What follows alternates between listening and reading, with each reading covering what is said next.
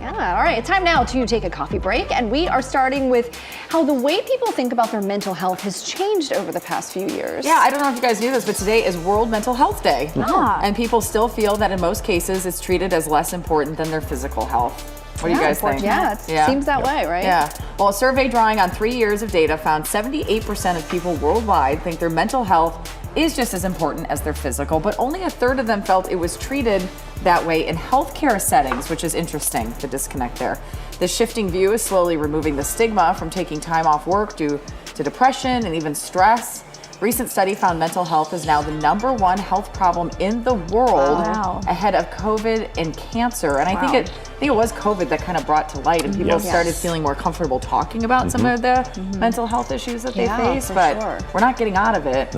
Exactly. Wow. And is mental health possibly I apologize, Kalina, is mental health possibly the source of some of the physical problems? Right. I've got physical. Well, if you trace the roots back, it might start there. Yeah. That's very true. Well, I also was thinking about this when it comes to the kids, because they went through so much over the pandemic, and I know a lot of them probably a little nervous, don't really know how to talk about their emotions, don't really know how to speak when it comes to that. So I think that's still kind of a struggle that a lot of people are dealing with. Yeah.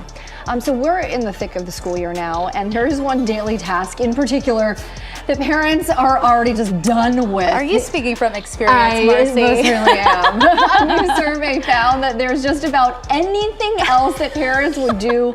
Was that hummus? Packing. I put hummus in my kids' lunch. Are you judging?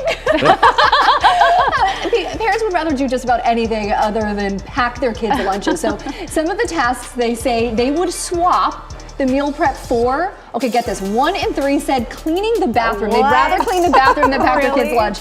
1 in 5 said they'd rather get a cavity fill. Oh my God, you got Novocaine with that. Yeah, right? And half would rather fold laundry or unload the dishwasher. Parents said packing lunch just feels like such a thankless job because kids, they don't eat what's in their lunchbox. Preach, Marcy. Back full. It's so frustrating.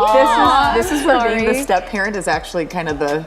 I can take myself out of this. Poor Doug is the one that then gets the lunchbox back and is like, why didn't you eat the whatever sandwich, or why didn't you? And I just am like, well, you ask him ahead of time. I'll be over here when he does that. You ask him ahead of time, hey, do you want hummus in your lunch? Yes. Comes back, didn't touch it.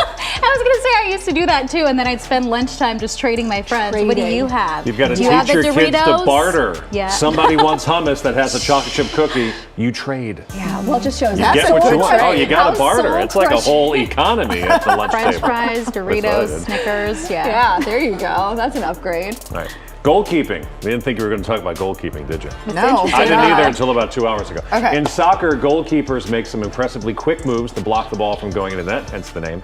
But apparently it takes a lot more than training to react fast enough. A recent study found, we love studies, goalkeepers process information. About them specifically. Did the study look into that? This explains a lot. So I played soccer in high school, and one day the goalie was out, and they stuck me in there.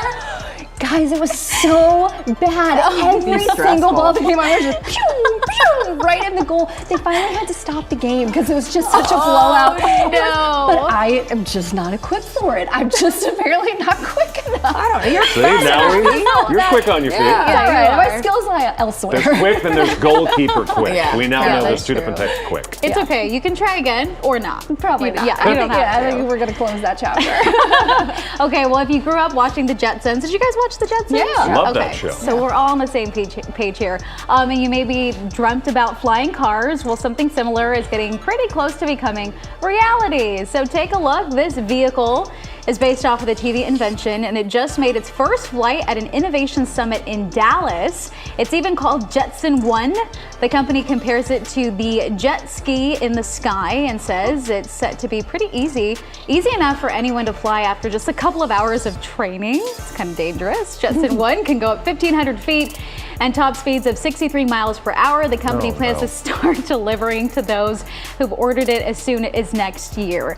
I think I've been picking for the last 3 weeks something that has to do with technology. Fine. That's what I was going to say. I'm fine flying it there. Yeah. But not if there's here. one of them. Yeah. Right. Well, we'll see. Maybe we'll see it in like the vast farming land here in California, and you're like, is that a drone or is that a flying car? Yeah. You never know. Have you guys ever been up in a powered parachute?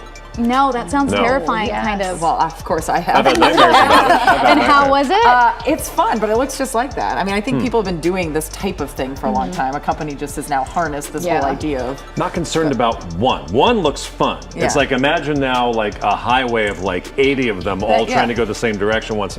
That just sounds like a complete disaster. Yeah, Yeah, for sure. yes, I agree. Because everybody's going to be responsible when they drive. Oh, right? yes, of course, just like Yeah. they are on the roads, right? Yeah, well, that's a lie. And that's today's coffee break. CBS News Los Angeles, your local news, streaming wherever, whenever.